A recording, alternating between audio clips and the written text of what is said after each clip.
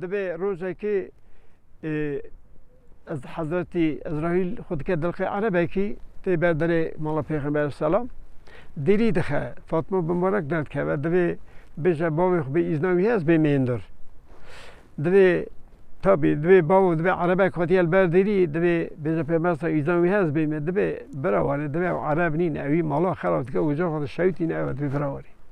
تی دبی ایزنا تا بازی خزار خی تابکم تو نوازی بیلم هر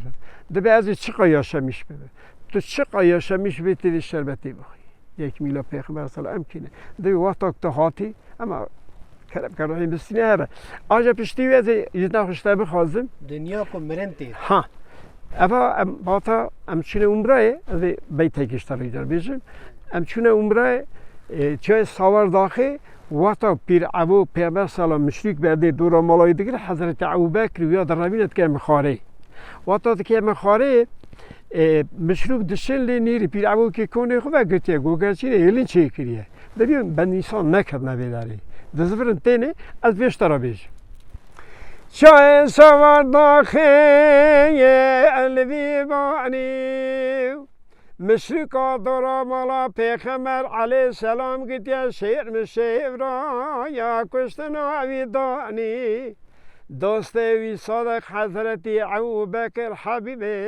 اخمال درانی حیواق حیواق یا حیواق حیواق سلو علی یا محمد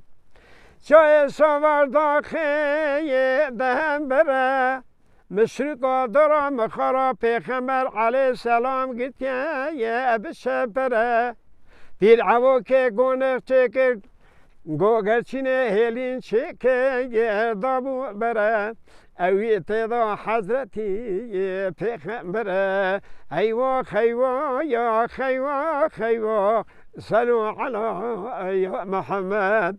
چای سوار داخل بری ویداو حضرتی ابوبکر کل شکر کل که مرا گرتو یو اپنا پیدا قل که ما پیلنگی خوگری داو حضرتی پیغمبر سر خدا سر چگو حضرتی ابوبکر کتا ید خوی داو مردات زیارت حضرتی ابوبکر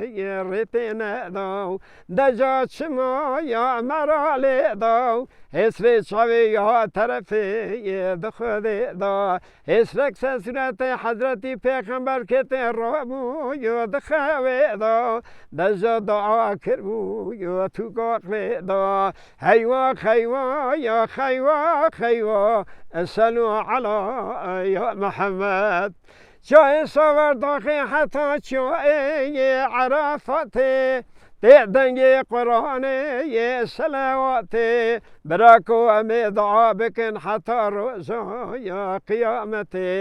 حیواق حیواق یا حیواق حیواق سلو علی یا محمد امی بمرین روز چارا یه هستی ما بنسر دو حفدارا گوشت ما ببخوره یه مشک مرا حیواق حیواق حیواق سلو علی یا محمد سلام ریز سیدای من حجی محمد اسلام را خود شفا خیلی بده ناجی چاوی ضعیف بونه امتبشونه عمره دجارا با اصلی بواتا خبر داد ایجا کو